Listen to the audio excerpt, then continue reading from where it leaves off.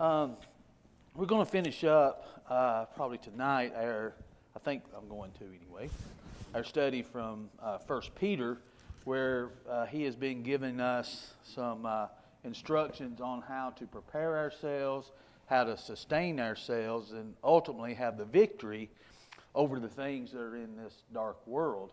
And that's, of course, by walking in the light, as he is in the light, as 1 John 1:7 tells us.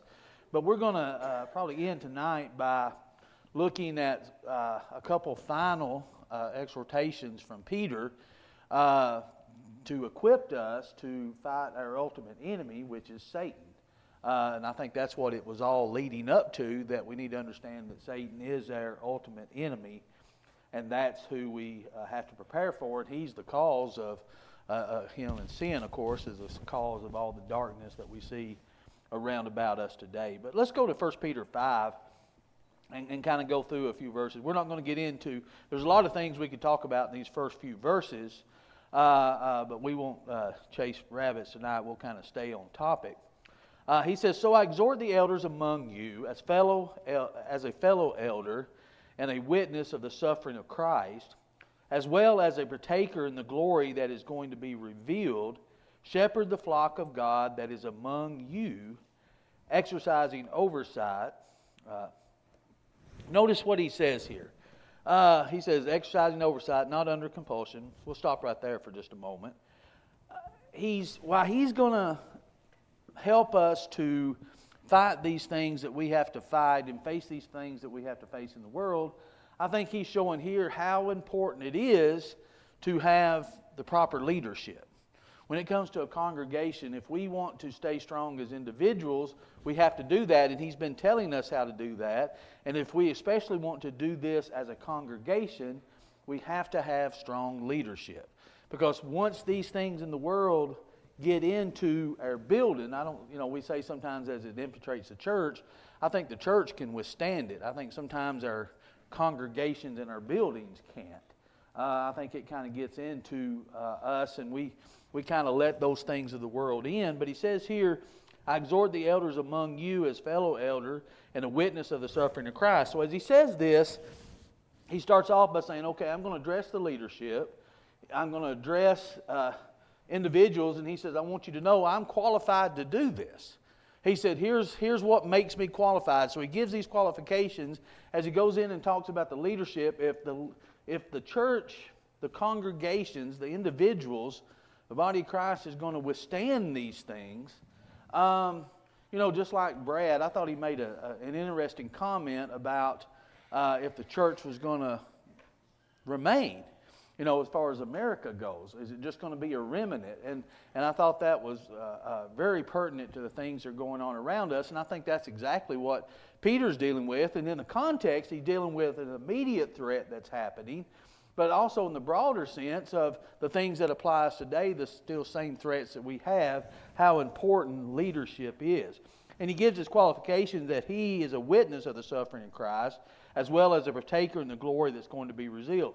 Notice here in verse 2, "Shepherd the flock of God that is among you." We could do a whole lesson on how congregations are autonomous. We could do a whole lesson on you shepherd the flock that's here. Sometimes we want to get involved in a lot of things and kind of second guess a lot of other decisions that have been made a lot of other places. But, as I tell people all the time, I go to Center Grove. I'm under the Center Grove eldership. I follow the Scriptures. I follow the guidelines and the path in which they are trying to help us to grow. And I think we need to do well to think about that.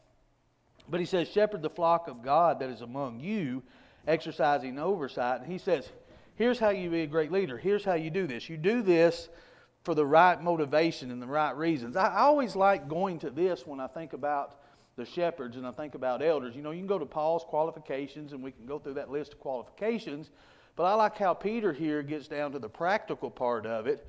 He says, here's what you have to do, and you need to do it for the right reasons. You need to do it with the right motivation in mind. He says, "Shepherd the flock of God that is among you, exercising oversight, not under compulsion, but willingly." I think if you want to throw in a list of qualifications, I think that's a big one, isn't it? It goes back to what Paul says about desiring. I think we need to be willing to do that as God would have you not shameful, not for shameful gain, but eagerly, not domineering over those in your charge, but being examples to the flock. And when the chief shepherd appears, you will receive the unfading crown of glory. Yeah, so he says, if you want to be the right leader, if we're going to get anywhere in this dark world, if we're going to get anywhere with the climate, the circumstances, the climate that's around us as far as the moral standard that's around us, he says leadership is important, and doing it for the right reason is important. And he said because they're going to have to give an account for that, aren't they? Our shepherds are going to have to give an account for how they lead, how they protect, how they shepherd the flock that's among. But notice, he goes on with responsibility. He says, verse 5, likewise, you who are younger, be subject to the elders. Clothe yourself, all of you, with humility toward one another, for God opposes the proud, but gives grace to the humble. And here's where I think, as they say, the rubber hits the road. If we're trying to prepare ourselves and protect ourselves and preserve ourselves from the things that are going on in the world, we need proper leadership. But to have proper leadership, you need proper followers, don't you? We need to be able to submit ourselves. We don't need to be proud and say, oh, you can't tell me what to do. You can't. We need that guidance. We need that instruction. And we need to be able to trust our leaders to do that. That's why it's so important to have the right qualifications, so important to have the right motivation to do it, so that individuals feel comfortable submitting to that and humbling themselves to that kind of direction. And I know we're going through this kind of quick, but there's a lot we could talk about with it. But I want us just to have this foundation tonight to get us to the part of who we're really battling. But he's telling us here this is part of the equipment and part of the armor of God that we need to have. He says he gives grace to the humble. Humble yourself, verse 6, therefore under the mighty hand of God, so that at the proper time he may exalt you, casting all your anxieties on him, because he cares for you. So he says a number of things here. He says, humble ourselves under the mighty hand of God, so that at the proper time we may be exalted. We may go through this present life and not be exalted as Christians. We may go through it as the bad guy to the world. We may go through it as the outsider, the one that's in the wrong, the one that's narrow-minded. That's the picture that the world tries to paint toward us. Well, he says don't get so involved in that back and forth as far as just trying to prove. And I think that's what can happen. We can get into discussions out in the world, and we can do things and in the battling part of it that just sometimes becomes about us just trying to prove that we're right instead of living that we're right. You think there's a difference in that?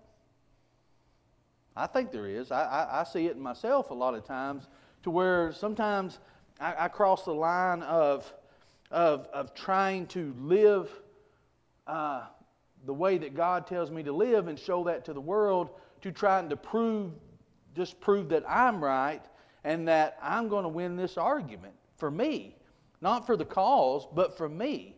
And when it becomes that, then I think we lose all credibility, don't we? I think we can get to the point to where we can do more harm than good. So Peter here, because there's going to go through some of the things that Peter's talking about, is going to be some immediate threats that they're going to face in the very near future of the individuals that Peter's addressing. And he says, you need to make sure that you've got your head screwed on right. You need to make sure that your thought process is right. You need to make sure that you look at everything around, you look at this structure that God has set up, especially when it comes to the church, especially when it comes to the overseers and how that plays out. He says, if you follow that, then you're going to be strong enough to face what's out there in the world. But you get away from the pattern and start making your own pattern, then you're not going to be able to walk in this world. You're no longer walking in the light. You no longer have the fellowship that God wants us to have.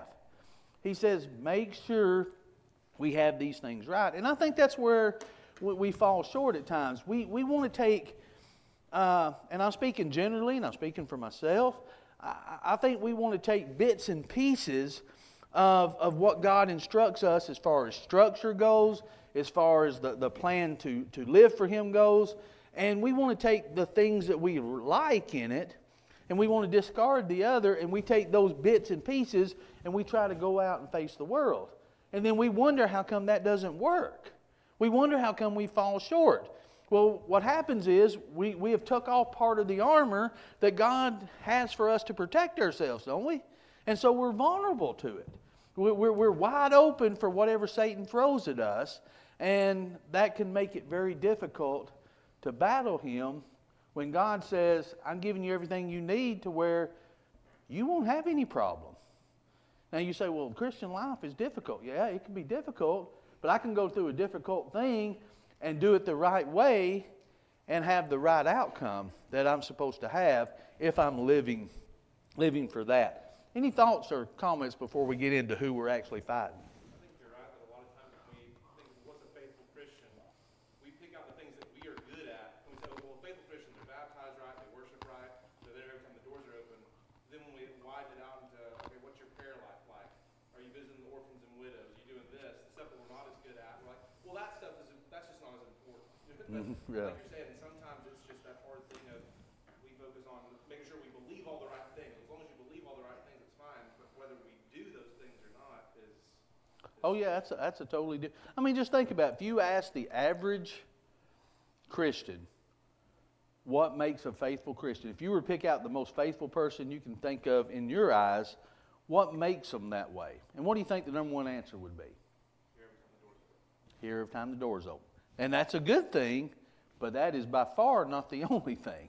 You know, that's just showing our commitment, because I can come here every time the door's open and never get a thing out of it and never live it. You know, I did that for, I'm proof of that for at least most of my high school life. Walked in there, went to every class, most of them, you know, that I got to. You know, I went through the motions, but I can't say it taught me anything. I mean, if I'm honest, I only got what I put into it. You know, whose fault was that? That was my fault. So I can go through the motions. I can look like I can show up, but sometimes that's all that we do is just show up. Well, I think Peter is getting to the fact, if we put all the things from chapter 1 that he put, even when he was talking and he got on into it and talking to husbands specifically, wives specifically, you know, he's talking to young people, he's talking to leaders. He's trying to get every aspect of our lives as a whole and say, okay, you put all this together, this is what you're going to need to be able to face what's out there. Because here's the problem, and he's about to tell us. I don't think we take serious enough actually who we're battling. I don't think we take serious enough exactly who our foe is. Notice what he says here in verse 5, or verse 8, I mean. He says, be sober-minded, be watchful. Your adversary, the devil, prowls around like a roaring lion, seeking someone to devour. So he says, here is the real enemy. The real enemy is Satan. And Satan doesn't want to make us unhappy. He doesn't want to make us miserable. He wants to devour us. He wants to destroy us. And that's what we have to take seriously. Sometimes we just think of Satan as just something that, you know, it just makes me unhappy sometimes or tempts me on certain things. His mission is to devour us. Now, he may realize that the way to do that is to make us happy in sin. Satan can actually hurt us by actually making us happy. He may not want to make us miserable. He may want to make us happy. He may realize, okay, here's what works on him, or here's what works on her. And that's how he's going to work. Whatever he can do to ultimately devour us, destroy us, that's what he's going to do. And we've got to realize that. As Peter has told us all of these things, here's what you're going to face in the world. Here's what's going to happen in the world. He's telling us now, this is the reason. This is the ultimate reason. This is the ultimate thing that you're going to fight against. This is your number one enemy. And here's what he's going to do. He's going to try to devour you. Now he says, be sober-minded. He says, be watchful or be diligent. Be vigilant, translations say. He's saying, okay, you've got to be clear thinking, and you've got to be have a focus that you realize this is what he's going to try to do, and you always be alert to that. Now, let's notice something. Look in Colossians 2 and verse 15. Colossians 2:15 says, having disarmed principalities and powers, he made a public spectacle of them, triumphing over them in it. Now notice, having disarmed principalities and powers. Satan has power, but he don't have power over us, does he? Unless we give it to him. So God has made sure he doesn't have that. In other words, he's defamed the lion. Okay, it's like that, but Satan doesn't want you to know that, and Satan's going to try every way in the world to make us think that this is what he can do. Now, that's his number one desire to do it, but God said, I've already made arrangements where he can't unless you let him. And that's what we have to realize. He's doing everything he possibly can, and he's going to be there every chance he can to get us to do that. But notice, there's something interesting here. Look in Psalms 91 and verse 3. It says, surely he shall deliver you from the snare of the fowler and from the perilous pestilence. A fowler is someone that catches birds and keeps birds. Okay? So sometimes he wants to come up to us secretly, doesn't want us to know he's there. He wants to, sometimes he's going to be like a lion. Sometimes he's going to be like a fowler that's going to, try to capture us or sneak up on us and be just as quiet as he can be. We never know what he's going to do. Sometimes he may be an angel of light. Look at 2 Corinthians 11 and 14. And no wonder, for Satan himself transforms himself into an angel of light. So he's going to do everything that he possibly can in every form that he possibly can to destroy us. And we don't know which way he's going to be. We don't know what he's going to use. But he's going to use our very weakest moment to do it. And we have to be ready for that. We have to realize that's what he's trying to do. So our first thing that he tells us about this enemy is better take him seriously. This isn't some friendly little kitten.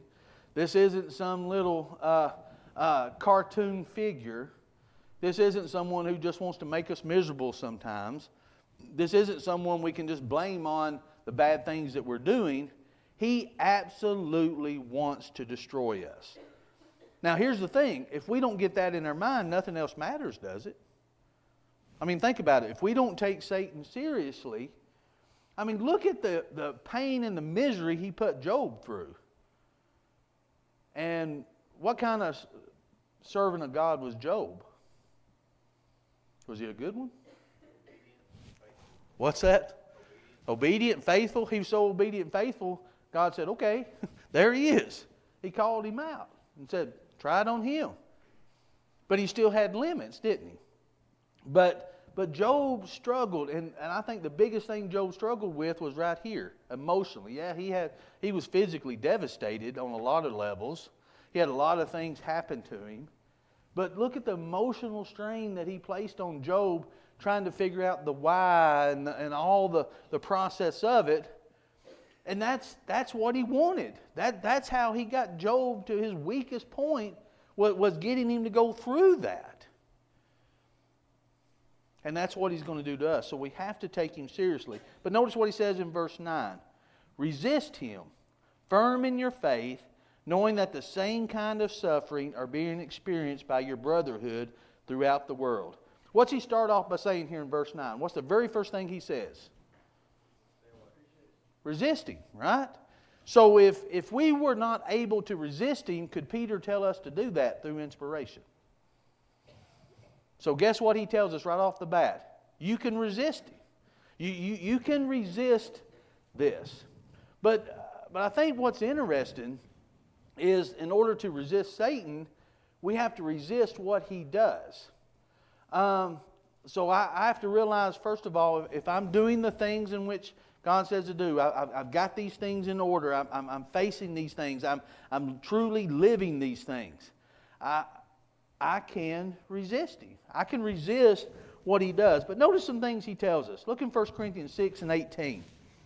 He says, flee sexual immorality. Every sin that a man does is outside the body, but he who commits sexual immorality sins against his own body. So he tells us to flee or resist sexual immorality. Look at another one. He says, therefore, my beloved, flee from idolatry. So I can flee and resist sexual immorality. I can flee or resist idolatry. What about another one? He says, but you, O man of God, flee these things, pursue righteousness, godliness, faith, love, patience, gentleness. So it's not enough just to flee that. We have to pursue something else. But there's one thing about this. When we look at these things, let's look at another one. Look at 1 Timothy 2. Flee also useful lust, but pursue righteousness, faith, love, peace, with those who call on the Lord out of a pure heart. Notice the things that he's telling us to flee. Is he telling us to flee Satan, or is he telling us to flee what Satan uses against us? Flee sexual immorality, flee idolatry, flee useful lust. These things.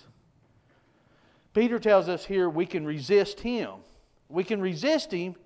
Can we flee from him? Or can we flee from what he wants us to do? Is there anywhere I can run where Satan can't find me? I mean, think about that. And what I'm trying to say here is, what he's telling us, we don't need to think that I can run far enough where Satan will be nowhere around me ever again. But he's telling me, Peter's telling me, I can resist him. I can stand firm. And that's what resist means. It means stand against. I can stand against him and flee the things in which he is trying to get us to do.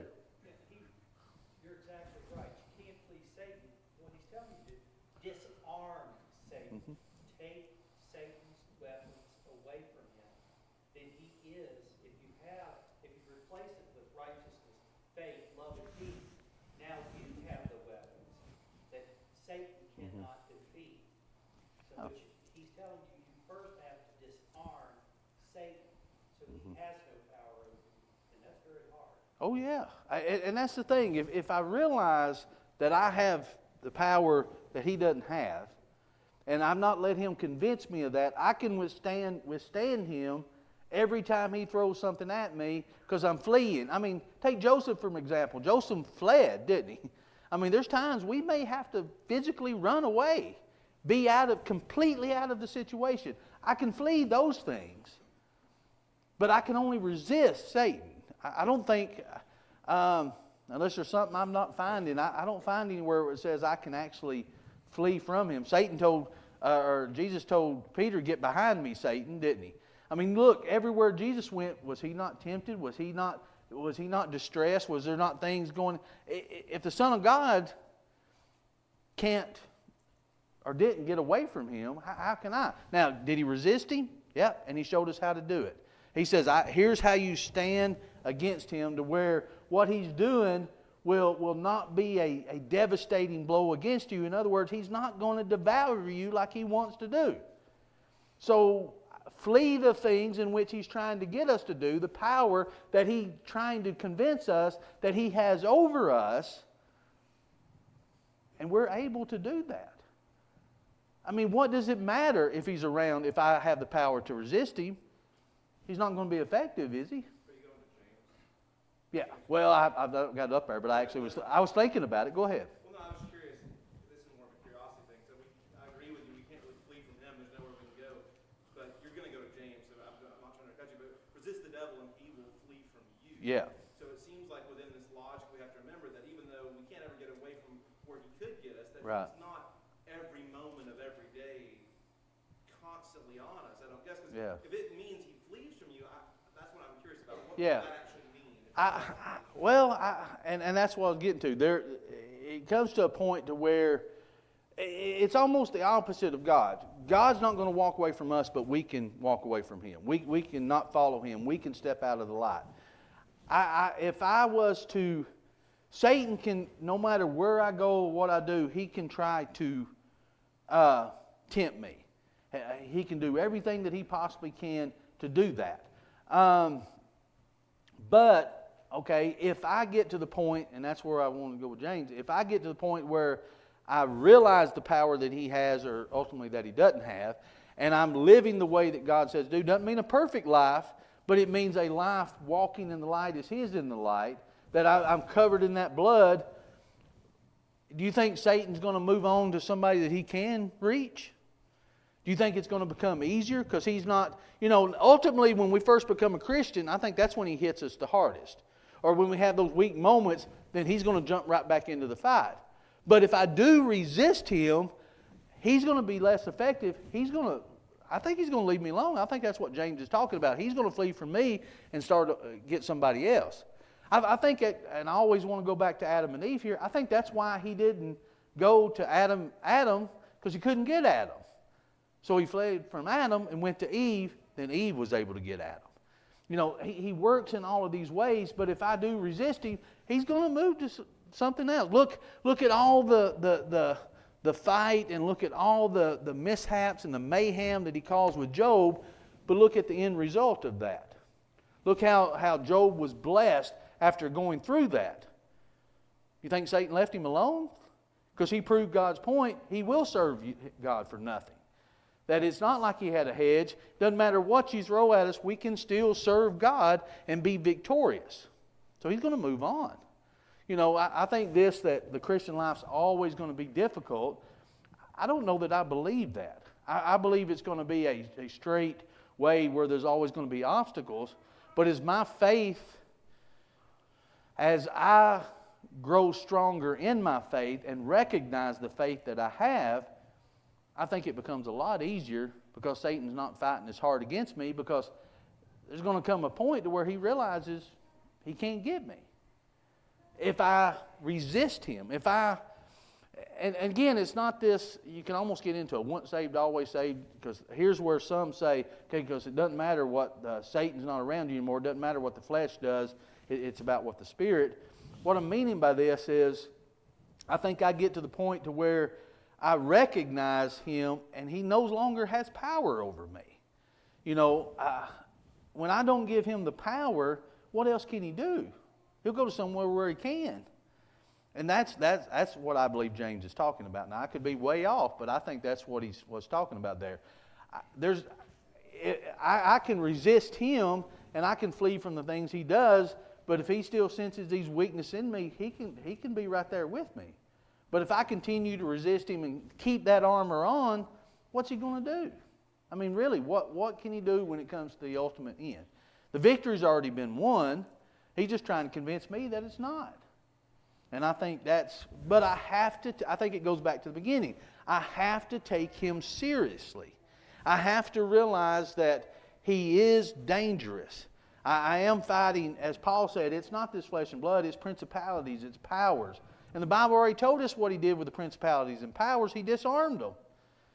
I mean, really, what is he fighting with? He's fighting with what we give him to fight with. He doesn't have any power over us. He has what we give him. I give him the power over what I'm willing to give into. Then he has the ammunition that he needs to do it.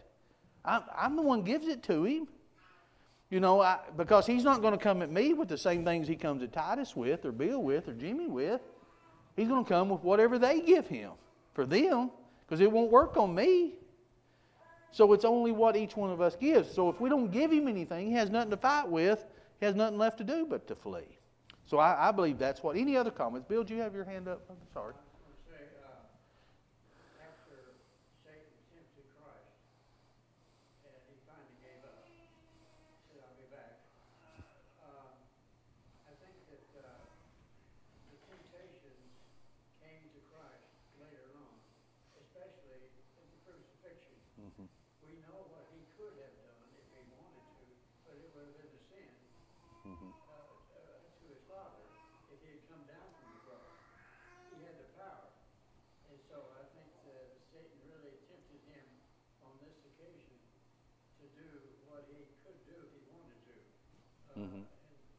But Satan didn't even leave Christ alone. Right. So we're the same way. He doesn't leave us alone. Yeah, absolutely. I think it really, and I tell you, I don't know if you have, but in studying this, I've really changed my thinking on a few things of how some of the things work and how I can better equip myself, and hopefully change some things in how I navigate things. It's really understanding if we will just trust God, trust that God's plan is true. God's plan is, it works. As the old saying goes, trust the process. You've heard that? If we would just follow it and trust it, it's going to work. He tells us if you do this, this is what's going to happen. If you don't do this, this is what's going to happen. And it rings true every single time. But yet we sit and wonder, why is this happening? Or why can't I overcome this? Or why can't... It's because we're not following it. Now, it doesn't mean we're not going to, be marred down in the mud. I mean, we've been studying Psalms, and we see how much David was. Sometimes he was on the rock. Sometimes he was in the pit. There's life goes through that, and it's just going back to, I've got to realize who has ultimate power, and that's God.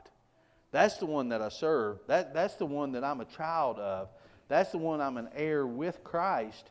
So God, that's the one where I'm walking in that light. That blood is covering me. As long as that blood is covering me, what can Satan do? But, as Hebrew tells us, if I sin willfully, what happens? I step out of that. There remains no more sacrifice for me. So what does that do? Leaves me wide open, doesn't it? I mean, then there's the field day. Then now I'm wide open to whatever Satan can bring against. But he goes on and he tells me how I've got some help.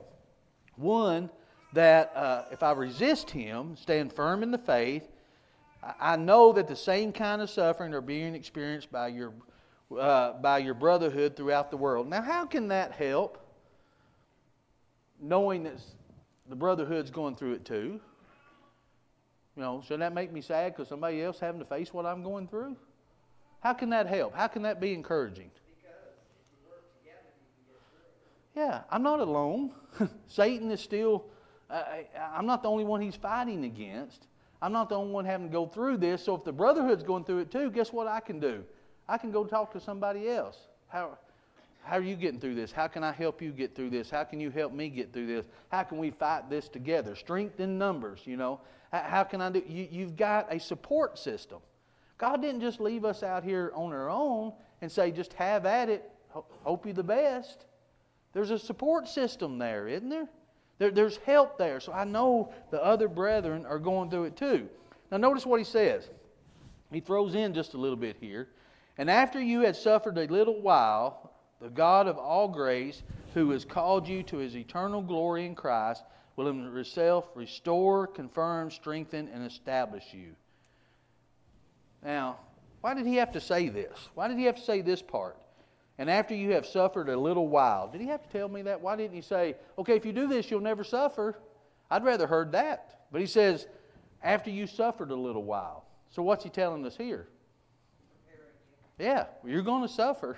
There's no getting around. No matter how strong I am, it doesn't mean I'm not going to suffer. It doesn't mean things aren't going to happen to me. But I realize I'm not the only one suffering. Here's the tools I can have to go through this suffering. Again, it's if I'm prepared for the punch, then yeah, the punch is coming, but I can handle that punch a little bit better. If I've got time to, tense up here, it won't knock the breath. At least it won't knock the breath out of me, but it's still going to hurt. So he's preparing me for what's going to happen. Here's what's going to happen. Here's what you're going to face. You're not the only one facing it, but here's how you get through it. Because if you don't have these principles in place, if you're not ready for it, he can devour you. And that's what he wants to do. That's what Peter, through inspiration, is trying to show us. We're going to have to go through it, but I can survive it. Now, doesn't mean I'm going to survive it physically, but ultimately what I want to do, I want to survive it spiritually. That's the goal, because I'm fighting against principalities, against powers. It's not flesh and blood, even though I feel it flesh and blood. I feel it physically. Just like Jesus, when he suffered, he felt it physically, but the battle was really spiritual, wasn't it? That's where the battle was. That's what he was fighting. That's what he was overcoming. That's where the victory is. So I'm still going to have to face it physically, but ultimately I can't overcome it, and that's what we have to look at. So all these things that Peter said, all these tools that he's given us, it really comes down to one thing. Are we going to apply them? Because none of this matters. See, here's where the difference in knowledge and wisdom is, isn't it? I can have a knowledge of this book and it do me no good. But how do I have wisdom with it? You know what the difference is? Yeah, know how to use your knowledge. If you don't use your knowledge, you're not very smart, are we?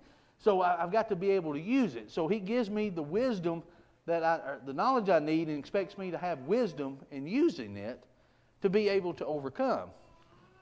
And that's up to me. That's up to you. I can't do it for you. You can't do it for me. Because Satan's going to come at us. I mean, think about it. It's the same standard. Here's God saying, this same protection is for everybody. Because it doesn't matter what comes their way. See, that's not the thing. Because we'll say sometimes, well, you just don't understand what I'm going through. You don't understand what I'm facing. What I'm facing is different than what you're facing. It really doesn't make any difference, does it? The armor still works. It doesn't matter. Remember what Paul said? Those fiery darts of the devil, every dart's not the same. So it doesn't matter what he throws at us as long as we've got the armor on. Now, that's real easy to stand behind this podium and say. I don't know about you, I've gone out in the world a whole lot of times not wearing all my armor. Hadn't you? I've gone out there and I've felt it. I've realized it. I realize, especially after the fact, I realize if I'd just done this, if I just realized this, then this wouldn't have happened. You know, the only reason it was as bad as it was is because I made it that way. I wasn't ready. I wasn't ready for what I faced. And see, here's where, I may have talked about this when we were studying Psalms too. Here's where I really got to thinking back with Peter walking on the water. You know, faith, if I've got faith as a mustard seed, there's a lot that I can accomplish, isn't there? I just have to realize the power that's in that faith. And I think that's where what Peter didn't do. He didn't realize his faith was weak because he had such little faith in his faith. Does that make any sense? He didn't realize what that faith can do. So he started to sink.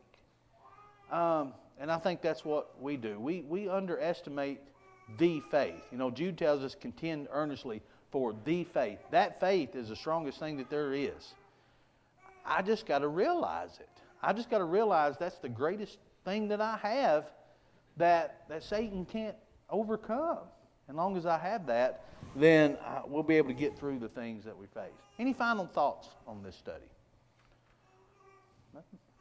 Well, I hope it gives us the tools that we need, and I hope it gives us the motivation that we need to be able to face. You know, Brad talked a lot in his lessons about how not just this world, but our country is getting, things around us, and we've got to be ready. We've got to be prepared, and we can be.